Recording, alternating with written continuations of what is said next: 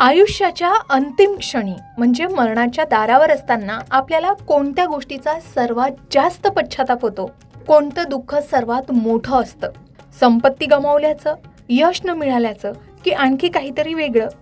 चला आज या गंभीर पण महत्त्वाच्या प्रश्नाचं उत्तर शोधूया.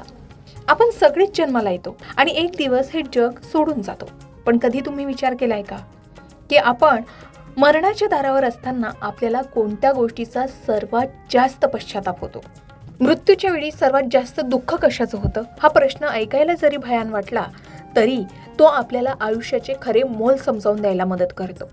मृत्यू अटळ आहे हे आपण सारेच जाणतो, पण जेव्हा तो समोर उभा ठाकतो तेव्हा माणूस अनेक गोष्टींचा विचार करतो.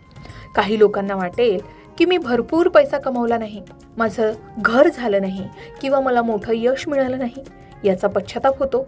पण अनेक अभ्यास आणि अनुभवांमधून असं समोर आलंय की मृत्यूसमयी माणसाला भौतिक गोष्टींपेक्षा वेगळ्याच गोष्टीचा जास्त पश्चाताप होतो. मृत्यूच्या जवळ असताना सर्वात जास्त दुःख होतं ते अपूर्ण राहिलेल्या नात्यांचं आणि न व्यक्त झालेल्या भावनांचं. कितीतरी वेळा आपण आपल्या जवळच्या व्यक्तींना, आपल्या आई वडिलांना, भावंडांना, जोडीदाराला किंवा मित्रांना आपलं प्रेम व्यक्त करू शकत नाही. लहान सहान गैरसमजामुळे संवाद थांबतात, राग मनात साचून राहतो आणि माफी मागायला किंवा माफ करायला आपण खूप उशीर करतो. जेव्हा जीवनाच्या संध्याकाळी मागे वळून पाहतो तेव्हा हेच अपूर्ण राहिलेले बोल, न दिलेले आलिंगन आणि न फेडलेले प्रेमाचे ऋण बोचून राहतात. मी तेव्हा बोललो असतो तर, हे शब्द मनात खोलवर घर करून राहतात. अनेकांना आयुष्यात अनेक गोष्टी करायच्या असतात. नवीन भाषा शिकायची असते, एखाद्या कलेत प्रावीण्य मिळवायचं असतं, जग फिरायचं असतं किंवा स्वतःचा व्यवसाय सुरू करायचा असतो. पण वेळ नाही, पैसे नाहीत किंवा आता वय झालं, अशा अनेक सबबी देऊन आपण ती स्वप्न बाजूला ठेवतो. रोजच्या धावपळीत सामाजिक जबाबदाऱ्यांमध्ये अडकून आपण स्वतःच्या आनंदाला आणि आकांक्षांना दुय्यम स्थान देतो. जेव्हा आयुष्य संपत येतं तेव्हा हीच न पूर्ण झालेली स्वप्ने, मी स्वतःसाठी जगलोच नाही ही भावना आणि मला जे हवं होतं ते मी केलं नाही हा विचार खूप त्रास देतो. मी धाडस का केलं नाही, मी माझ्या मनाचं का ऐकलं नाही हा प्रश्न डोक्यात पिंगा घालत राहतो. आपण अनेकदा इतरांच्या अपेक्षा पूर्ण करण्यात आपलं आयुष्य घालवतो. समाजाला काय वाटेल, नातेवाईक काय म्हणतील या भीतीनं आपण अनेक निर्णय घेतो जे आपल्याला खरोखर हवे नसतात. स्वतःच्या इच्छा, आकांक्षा बाजूला ठेवून आपण इतरांच्या सुखासाठी जगतो, यात काही गैर नाही. पण स्वतःच्या आनंदाचा पूर्णपणे बळी दिला तर अंतिम क्षणी खूप मोठी पोकळी जाणवते.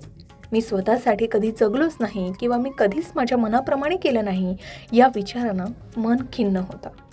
आयुष्यात आपल्याला अनेक गोष्टी मिळतात, प्रेम, यश, आरोग्य, पण आपण नेहमी माझ्याकडे हे नाही किंवा मला आणखी हे मिळालं पाहिजे याच विचारात असतो. आपल्या जवळ जे आहे त्यासाठी आपण कृतज्ञता व्यक्त करत नाही, जे मिळालंय त्यात समाधान मानत नाही. मृत्यूच्या वेळी माझ्याकडे खूप काही होतं पण मी त्याची कधीच किंमत केली नाही ही भावना खूप वेदनादायक ठरते.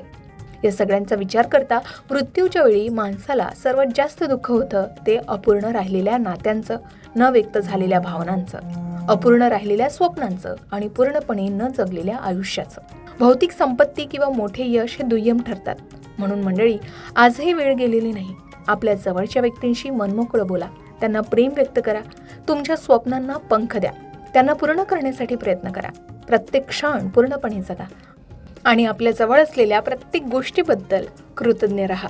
कारण आयुष्याच्या अंतिम क्षणी आपल्याला पश्चाताप नको तर समाधानाची आणि कृतज्ञतेची भावना हवी आहे.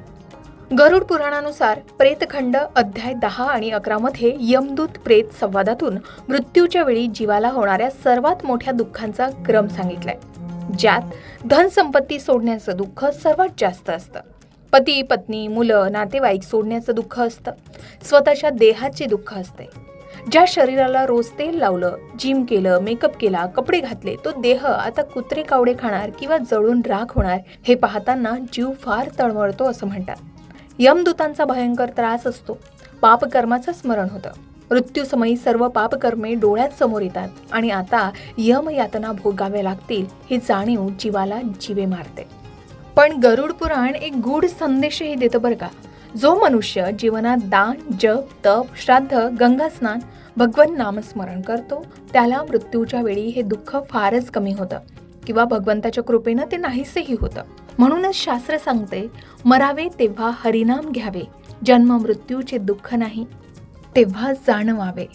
गरुड पुराण हे मुख्य हेतूने प्रेतकल्प म्हणजे मृत्यू आणि मृत्यूपश्चात जीवन यावरचे पुराण आहे.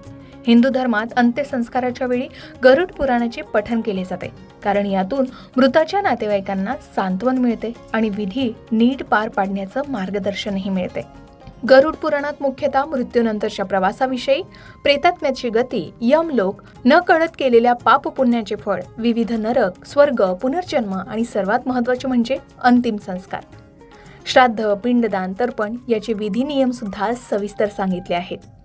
गरुड पुराणातील आणखी कोणत्या विषयाबद्दल तुम्हाला ऐकायला आवडेल? कमेंटमध्ये सांगा. त्याची योग्य माहिती देण्याचा प्रयत्न आम्ही नक्कीच करू. अशाच प्रकारे सणावारा संबंधित व्रतवैकल्य असतील, उपासना असतील, पूजा विधी संबंधित आणखी काही माहिती तुम्हाला हवी असेल, त्याचबरोबर वास्तुशास्त्र, ज्योतिषशास्त्र, अंकशास्त्र यांसारख्या विषयावर तुमच्या मनात काही शंका असतील तर त्या कमेंट बॉक्समध्ये नक्की विचारा.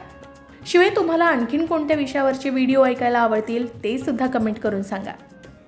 या संबंधित संपूर्ण मार्गदर्शन तुमच्यापर्यंत पोहोचवण्याचा आमचा हा प्रयत्न आहे, तेव्हा कमेंट नक्की करा.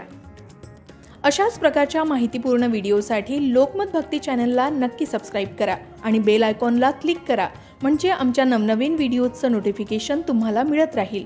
तसेच योग्य आध्यात्मिक मार्गदर्शनासाठी लोकमत भक्तीच्या फेसबुक पेज आणि इन्स्टा पेजला लाईक आणि फॉलो करायला विसरू नका.